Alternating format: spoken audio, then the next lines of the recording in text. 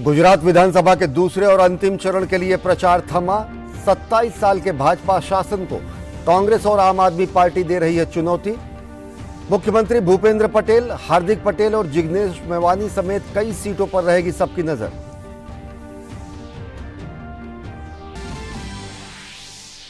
पांच दिसंबर को गुजरात में दूसरे चरण की 93 सीटों पर होगा मतदान। नतीजे 8 दिसंबर को 61 राजनीतिक दलों के 833 उम्मीदवार चुनावी मैदान में। 2,51,58,000 मतदाता करेंगे अपने मताधिकार का प्रयोग।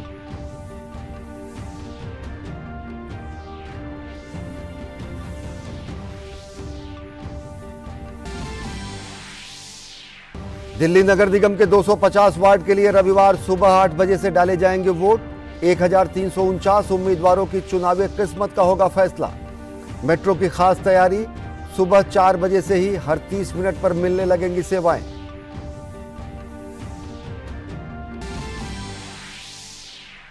इक्यावनवां नौसेना दिवस रविवार को विशाखापट्टनम में होगा आयोजित। सैन्य बलों की सर्वोच्च कमांडर राष्ट्रपति द्रौपदी मुर्मू करेंगी समारोह में शिरकत। नौसेना प्रमुख ने साल 2047 तक पूर्ण रूप से आत्मनिर्भर होने का जताया संकल्प।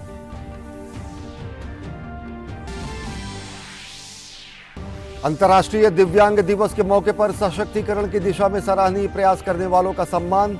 राष्ट्रपति ने साल 2021 के लिए 25 और साल 2022 के लिए 29 व्यक्तियों, संस्थाओं और संगठनों को दिए राष्ट्रीय पुरस्कार।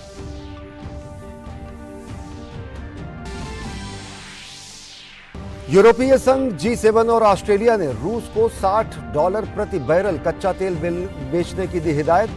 शर्तें नहीं मानने पर समुद्र में रूसी तेल कंटेनरों की आवाजाही रोक सकते हैं। रूस ने जताया अंदेशा, घातक सिद्ध हो सकता है ऐसा फैसला।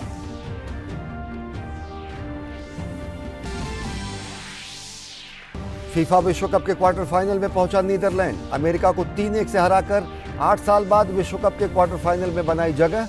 देर रात अर्जेंटीना और ऑस्ट्रेलिया के बीच मुकाबला।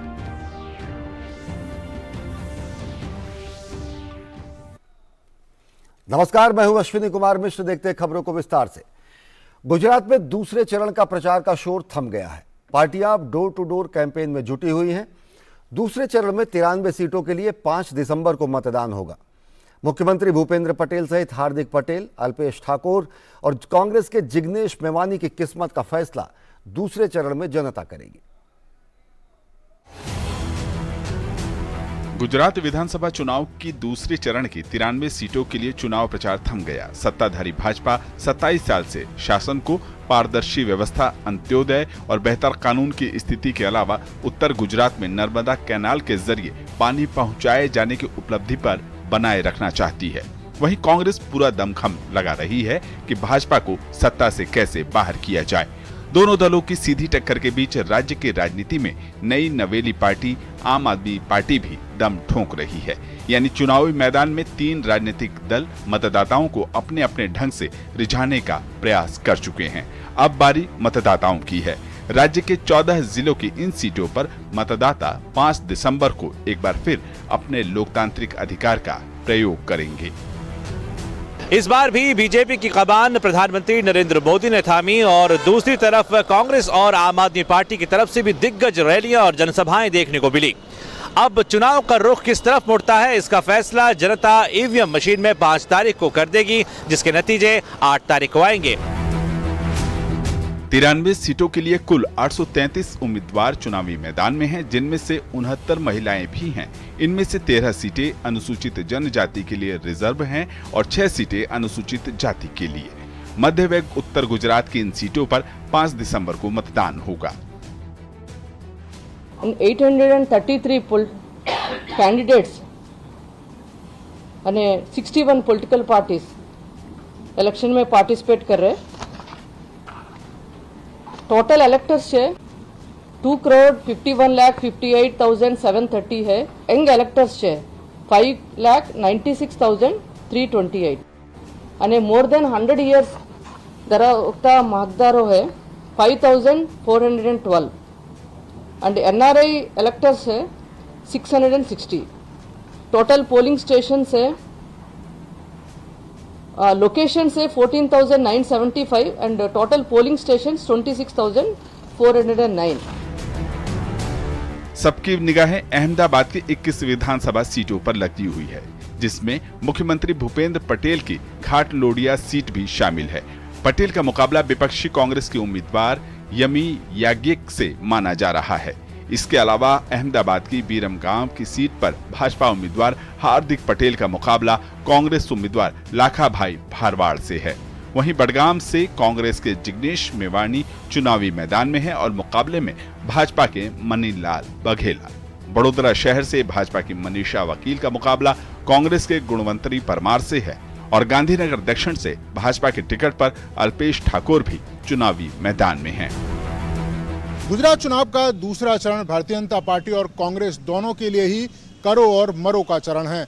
कारण उत्तर गुजरात में जहां 2017 में कांग्रेस पार्टी भारतीय जनता पार्टी पर भारी पड़ी थी, तो वहीं मध्य गुजरात में भारतीय जनता पार्टी ने कांग्रेस पार्टी को बुरी तरीके से परास्त किया था।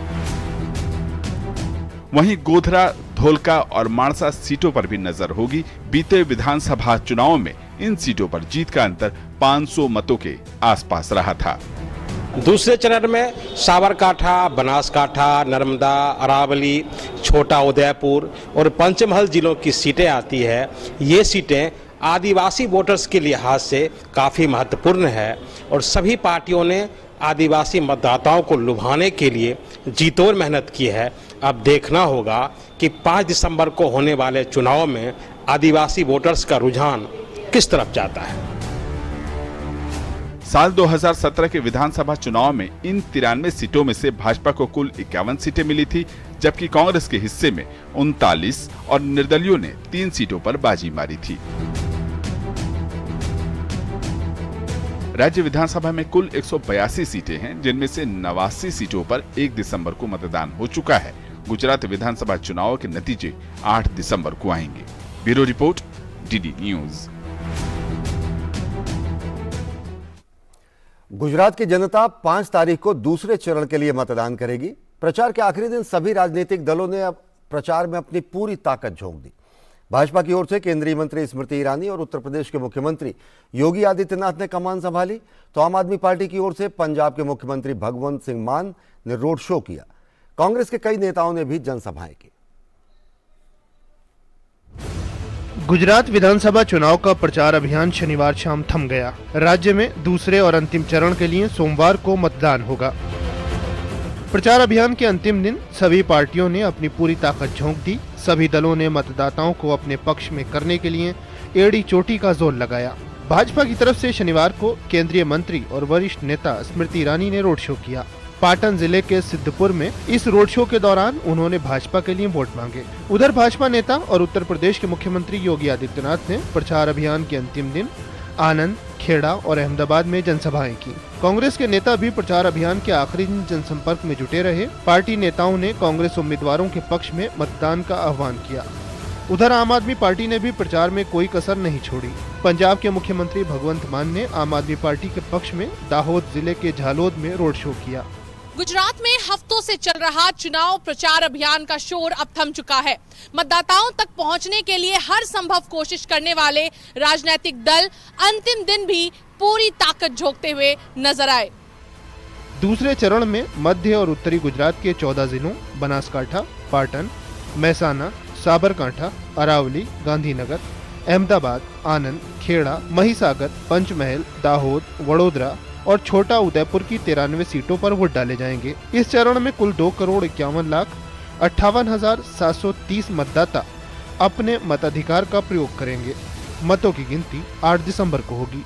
दूसरे चरण के चुनाव के लिए चुनाव प्रचार शाम 5 बजे थम गया है, लेकिन अभी भी candidate door to door campaign कर सकेंगे। कैमरामैन शुभम शर्मा के साथ अभिषेक सिंह, डीडी न्यूज, गांधीनगर।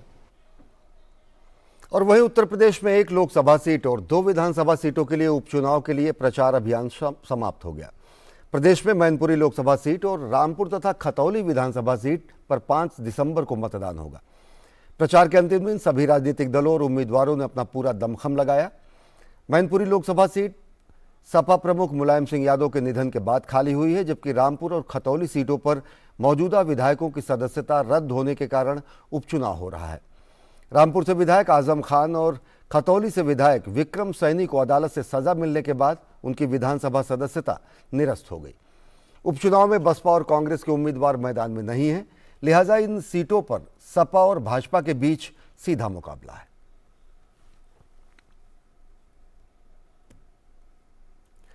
दिल्ली नगर निगम चुनाव बेहद दिलचस्प हो गया है।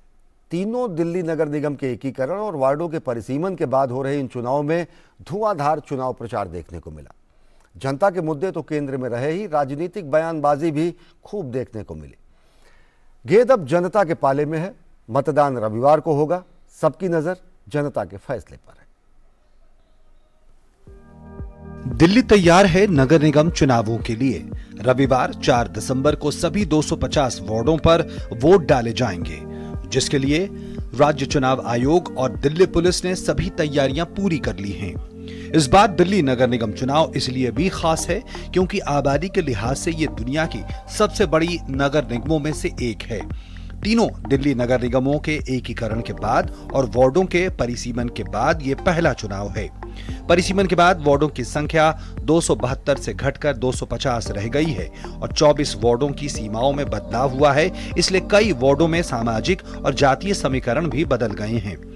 बीजेपी और आप ने सभी 250 उम्मीदवार उतारे हैं, जबकि कांग्रेस केवल 247 सीटों पर चुनाव लड़ रही है। कुल मतदाता 1,46,73,847 हैं, तो वहीं कुल 250 सीटों में से 42 सीटें अनुसूचित जाति के लिए आरक्षित हैं, 21 सीटें अनुसूचित जाति की महिलाओं के लिए आरक्षित हैं और बची 208 सीटों में से 104 सीटें महिलाओं के लिए आरक्षित हैं और सामान्य श्रेणी के लिए 104 सीटें हैं।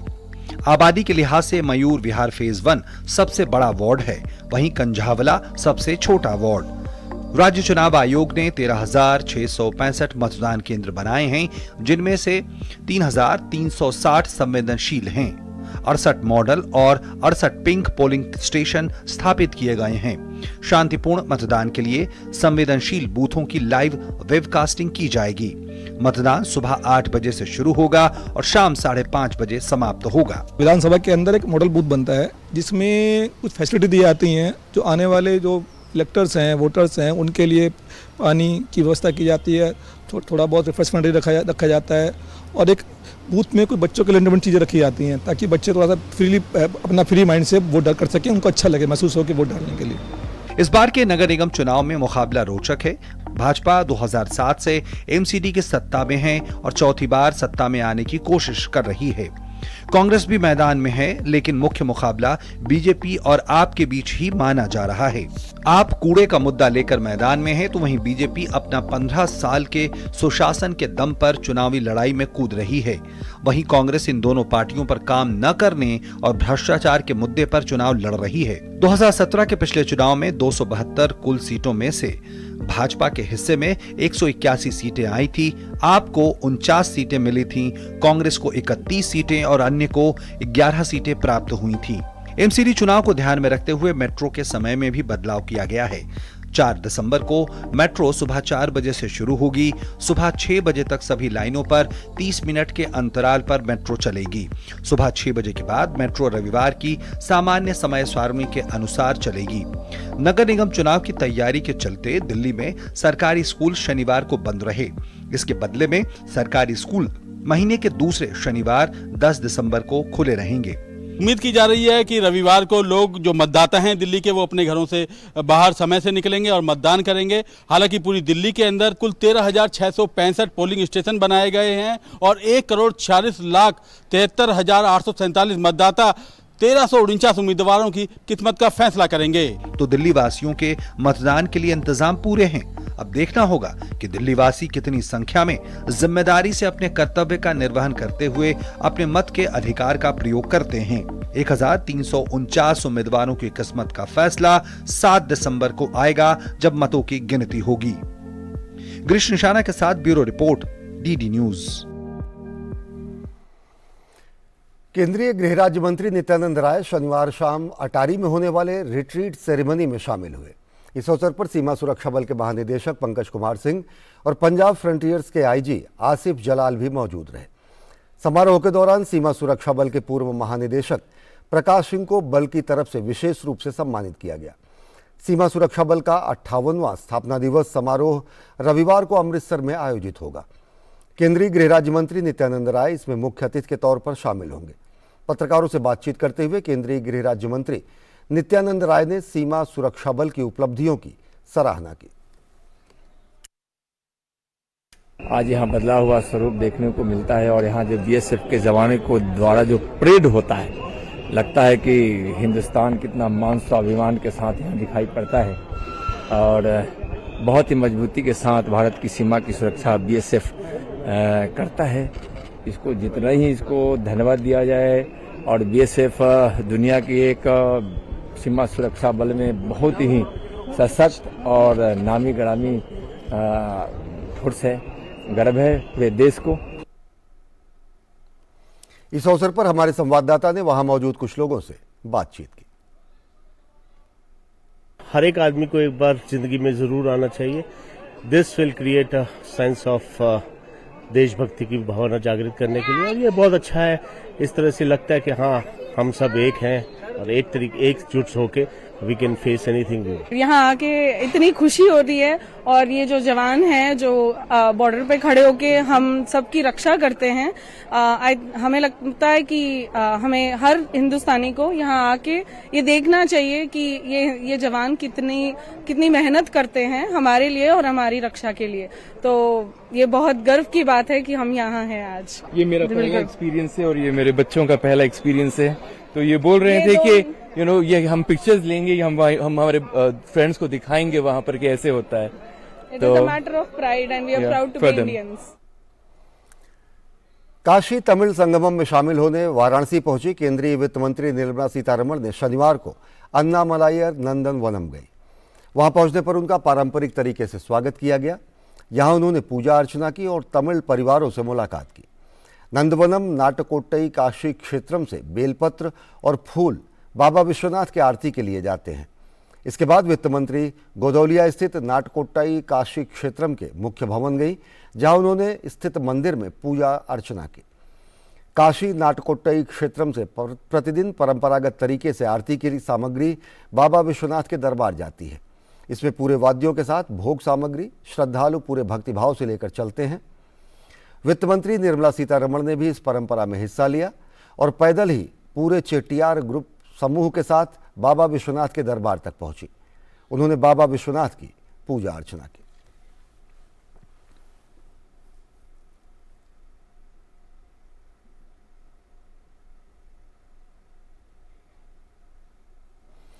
देश के प्रथम राष्ट्रपति डॉक्टर राजेंद्र प्रसाद की जयंती पर दिल्ली स्थित हिंदी भवन में श्रद्धा सुमन अर्पित किए गए और विशेष कार्यक्रम का आयोजन किया गया। इस अवसर पर जमा हुए लोगों ने पुष्प चढ़ाकर और दीप जलाकर डॉक्टर राजेंद्र प्रसाद को याद किया। इस अवसर पर सिक्किम के पूर्व राज्यपाल वाल्मीकि प्रसाद सिंह सहित कई गणमान्य नागरिक उपस्थित रहे।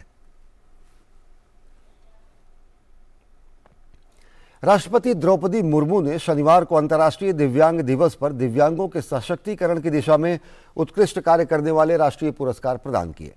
इनमें व्यक्तियों के अलावा दिव्यांगों के लिए काम करने वाली संस्थाओं, संगठनों, राज्यों और जिलों को भी पुरस्कृत किया गया।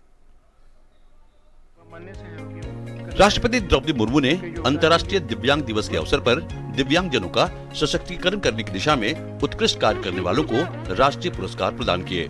राष्ट्रपति ने व्यक्तियों, संस्थानों, संगठनों, राज्य और जिलों को उनकी उत्कृष्ट उपलब्धियों और कार्यों के लिए राष्ट्रीय पुरस्कार से सम्मानित किया। कार्यक्रम में केंद्रीय सामाजिक न्याय और अधिकारिता मंत्री डॉक्टर वीरेंद्र कुमार भी मौजूद रहे। राष्ट्रपति द्रौपदी मुर्मू ने कार्यक्रम को संबोधित करते हुए दिव्यांग खिलाड़ियों के लिए अत्याधुनिक सुविधाएं मुहैया कराने पर सरकार के प्रयासों की सराहना की। सरकार द्वारा ग्वालियर में एक दिव्यांग खेल केंद्रों की स्थापना की जा रही है। उस केंद्रों में दिव्यांग खिलाड़ियों के लिए शिक्षा के साथ साथ उनके प्रशिक्षण के लिए अत्याधुनिक सुविधाएं होंगी, ताकि वे राष्ट्रीय और अंतर्राष्ट्रीय मंचों पर प्रतिस्पर्धा कर सके। राष्ट्रपति द्रौपदी मुर्मू ने देश में cross disability early intervention centre खोले जाने पर सरकार की सराहना करते हुए राज्य सरकारों को भी सेंटर स्थापित करने का आह्वान किया। केंद्र सरकार ने देश के विभिन्न हिस्सों में अत्याधुनिक सुविधाओं से lace 14 cross disability intervention centres स्थापित किए हैं। मुझे आशा है कि राज्य सरकारें भी इस पहल से प्रेरणा करें और बचपन में ही दिव्यांगता की पहचान करने तथा उसे पूरी करने के लिए अपने अपने राज्यों में इसी तरह की सुविधाएं उपलब्ध कराएंगे। इस अवसर पर आयोजित समारोह में सन 2021 के लिए 25 व्यक्तियों, संस्थाओं और संगठनों, जबकि 2022 के लिए 29 व्यक्तियों, संस्थाओं और संगठनों को असाधारण उपलब्धि और दिव्यांग जनों के सशक्तिकरण के कार्य के लिए सम्मानित किया गया। मैं कश्मीर की पहली व्हीलचेयर बास्केटबॉल प्लेयर हूँ और अपने स्टेट टीम की कैप्टन हूँ और मैंने अपनी कंट्री को यूएस में रिप्रेजेंट किया और अभी हाल ही में हमारे इंडिया में इंटरनेशनल चैम्पियनशिप हो गई जिसको ऑर्गेनाइज ICRC ने किया और उसमें हमने सिल्वर जीता। I am working for making STEM education accessible to children with visual impairments. We are collaborating with state governments and we are working with 11 states right now in special schools across these 11 states. राष्ट्रीय दिव्यांगता पुरस्कार के लिए वर्ष 2022 में 1210 आवेदन प्राप्त हुए थे। वर्ष 2021 में 844 आवेदन मिले थे। आवेदकों की ओर से प्रस्तुत दस्तावेजों की जांच के बाद स्क्रीनिंग कमेटी ने सम्मानित होने वाले व्यक्तियों और संस्थाओं का चयन किया। Kumar Alok, DD news, Delhi. रूस से आने वाले तेल पर 60 रुपए प्रति बैरल की मूल्य सीमा तय करने के यूरोपीय संघ के फैसले में G7 समूह और ऑस्ट्रेलिया भी आ गए हैं। मकसद है कि वैश्विक बाजार में रूस से आने वाले तेल की आपूर्ति तो जारी रखी जाए, लेकिन यूक्रेन युद्ध के लिए धन जुटाने की राष्ट्रपति व्लादिमीर पुतिन की क्षमता को कमजोर भी किया जाए। यदि रूस इस सीमा का उल्लंघन करता है तो ऑस्ट्रेलिया और G7 देश रूसी तेल की समुद्री आवाजाही रोक सकते हैं।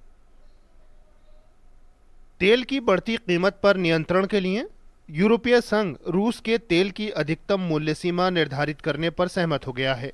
संघ ने अपने सभी 27 सदस्यों को $60 प्रति बैरल की यह अधिकतम मूल्य सीमा लागू करने को कहा है। योजना के अनुसार यदि रूस ने इस सीमा का उल्लंघन किया तो ऑस्ट्रेलिया तथा G7 देश रूसी तेल की समुद्री आवाजाही रोक देंगे। ये नियम 5 दिसंबर से लागू हो सकता है। रूसी तेल की अधिकतम मूल्य सीमा का निर्धारण काफी दिनों से पश्चिमी देशों के एजेंडे में रहा है। इसका लक्ष्य वैश्विक तेल आपूर्ति को प्रभावित किए बगैर रूस को तेल बिक्री से होने वाली आमदनी में कमी करना है। यूरोपीय संघ के इस कदम पर रूस ने कड़ी प्रतिक्रिया दी है। रूस ने कहा है कि वो इसके लिए पहले से मानसिक रूप से तैयार था। रूस का कहना है कि वो अधिकतम मूल्य सीमा निर्धारित किए जाने के इस कदम को खारिज करता है। रूस ने कहा कि वो अपने तेल के लिए नए खरीदारों की तलाश जारी रखेगा। अमेरिका ने यूरोपीय संघ के इस फैसले का स्वागत किया है। It's in the range of prices that we've been talking about for a while in terms of creating and helping us do two things. One is reducing Russia's revenues, but the second one is making sure that we keep Russian barrels on the market in order to make sure that we keep prices low for everyone. And we think that the price ranges that have been discussed accomplish those two goals and will put us in a position where Russia's revenues come down while we're ensuring that people get access to reliable, cheap energy going forward. रूसी राष्ट्रपति कार्यालय के प्रवक्ता ने शुक्रवार को कहा कि यूक्रेन संकट के हल के लिए राष्ट्रपति पुतिन बातचीत पर सहमत हैं। हालांकि रूस ने कहा कि अमेरिका द्वारा रूस में शामिल किए गए यूक्रेनी इलाकों को मान्यता न देने से किसी समाधान की राह मुश्किल हो रही है। गौरतलब है कि रूस यूक्रेन के लगभग 20% इलाके पर अपनी दावेदारी जता रहा है। रूस के इस दावे को पश्चिमी देश सख्ती से खारिज करते हैं। अमेरिका ने अभी भी रूस के नए इलाकों को मंजूरी नहीं दी है। इससे स्थिति काफी पेचीदा हो गई है। किसी हल तक पहुंचने के लिए राष्ट्रपति पुतिन वार्ता के लिए राजी हैं, लेकिन इस बिंदु पर ध्यान देना पड़ेगा।